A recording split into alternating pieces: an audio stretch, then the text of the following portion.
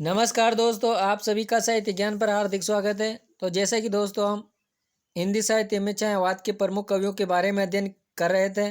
पिछली क्लास में हमने सूर्यकांत त्रिपाठी निराला के बारे में अध्ययन किया था। अगर आपने वो क्लास नहीं देखी हो तो आप उस क्लास को प्लेलिस्ट में जाकर देख सकते हो। हमारी आज तक जितनी भी हिंदी साहित्य से संबंधित क्लासें हुई है उन सब की प्लेलिस्ट बनी हुई है संपूर्ण हिंदी साहित्य के नाम से। तो आप उन शुरू से लेकर जितनी भी क्लासें हुई है उन सबको देख सकते हो। आज की क्लास में हम छायावाद के जो चार स्तंभों में से प्रमुख कवि है जयशंकर प्रसाद, उसके बारे में अध्ययन करेंगे। तो बने रहे हमारी क्लास में लास्ट तक। जयशंकर प्रसाद, इनका जन्म काशी में 1889 में हुआ था और इनका निधन 1937 ईस्वी में हुआ था। इनके पिता का नाम देवी प्रसाद था और इनकी माता का नाम मुन्नी देवी था। इनका परिवार सुगनिसाव नाम से प्रसिद्ध था। इनके बचपन का नाम झारखंडी, देवघर में इनका नामकरण हुआ था, इसलिए इनको झारखंडी कहते थे। अब देखते हैं इनके उपनाम।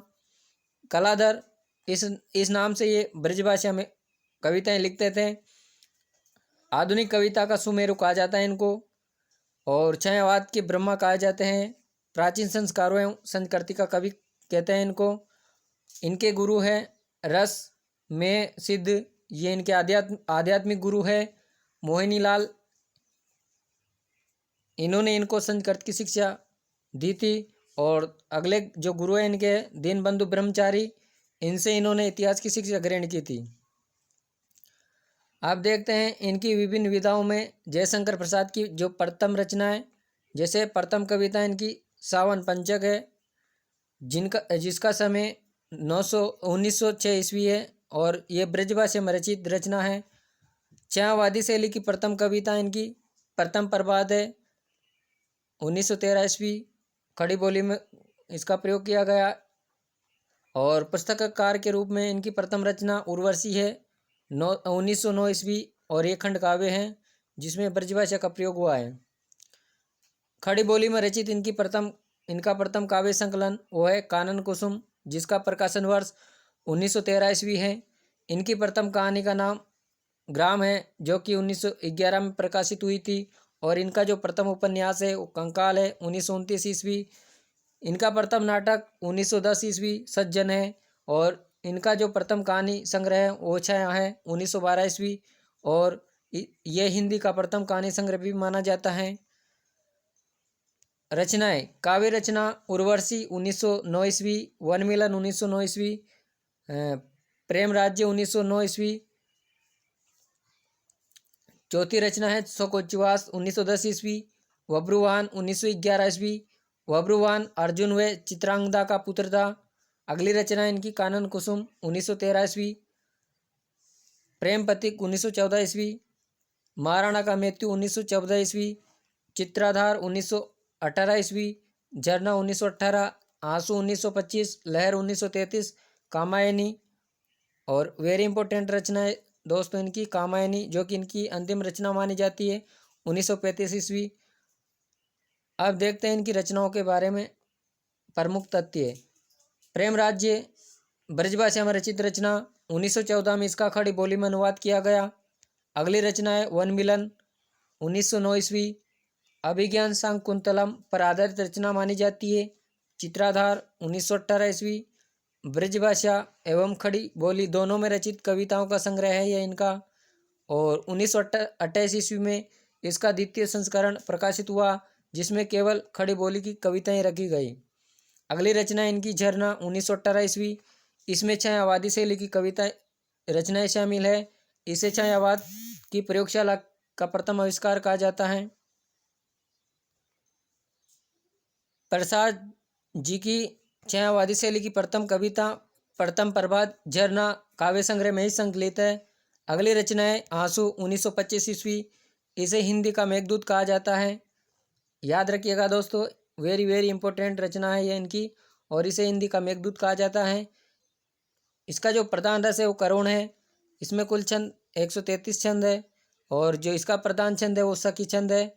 और शुक्ल जी ने इसे श्रृंगारिक विप्रलम कहा है। अगली रचना इनकी लहर 1933 ईस्वी, ये जयशंकर प्रसाद का प्रौढ़तम काव्य संग्रह है। शुक्ल जी के अनुसार इस रचना में जयशंकर प्रसाद ने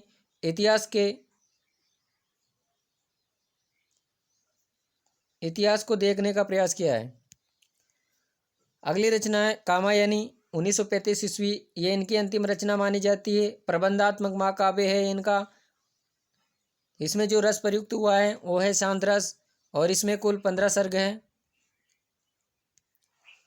जैसे चिंता, आशा, श्रद्धा, काम, वासना, लज्जा, कर्म, ईर्ष्या, ईड़ा, स्वप्न, संघर्ष, निर्वेद, दर्शन, रहस्य और आनंद।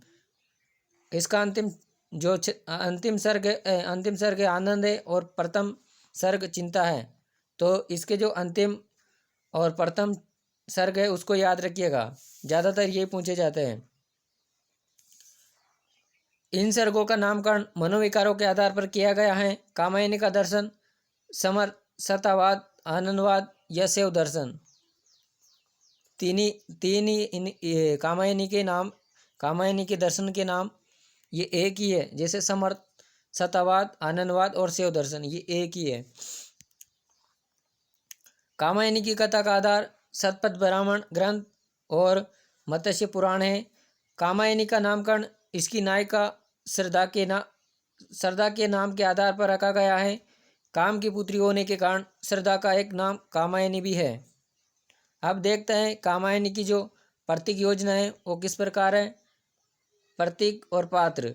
मनु मन का प्रतीक है, श्रद्धा है हृदय का प्रतीक है, ईड़ा बुद्धि का प्रतीक है, कुमार जो कि मानव का प्रतीक है, समरसता आनंद मुक्ति रहस्य जो कैलाश मानसरोवर है ये समरसता आनंद मुक्ति स्थल का प्रतीक है। वर्षभ धर्म का प्रतीक है, सारस्वत प्रदेश संसार का प्रतीक है। अब देखते हैं कामायनी के प्रतिपाद्य। समरसतावाद एवं आनंदवाद की प्रतिष्ठा, नारी की महत्ता, अहिंसा का समर्थन, प्रकृति एवं मनुष्य के बीच उचित सामंजस्य स्थापित करना, ये कामायनी के प्रमुख प्रतिपाद्य हैं। अब देखते हैं कामायनी के संदर्भ में आलोचकों के मत या कथन। कामायनी बड़ी विशद कल्पनाओं और मार्मिक युक्त से परिपूर्ण है। शुक्ल जी का कथन है कामायनी छायावाद का उपनिषद है। शांति प्रिय द्विवेदी का कथन है कामायनी रहस्यवाद का पहला महाकाव्य है। ये सूर्यकांत त्रिपाठी निराला का कथन है।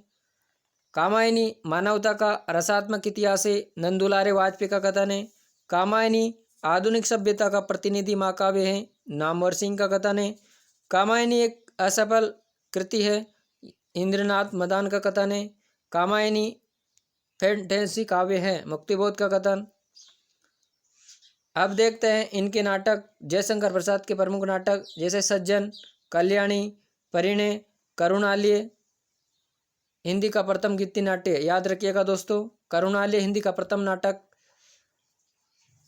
प्रायश्चित 1913, राजश्री 1915, अजातशत्रु, जन्मेजय का नागयज्ञ, कामना 1927, स्कंदगुप्त एक गुट जो कि एक एकांकी है इनका, चंद्रगुप्त 1931 ईस्वी, ध्रुव स्वामिनी 1933, ये इनका अंतिम नाटक है।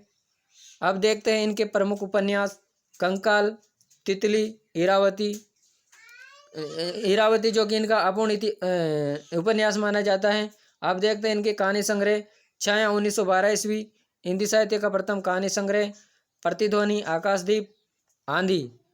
अब है इनके निबंध संग्रह काव्य कला तथा अन्य निबंध 1938 ईस्वी। तो दोस्तों ये थी हमारी आज की क्लास। आज की क्लास में हमने जयशंकर प्रसाद के बारे में जाना। अगली क्लास में हम प्रगतिवाद का अध्ययन करेंगे। तब तक के लिए धन्यवाद।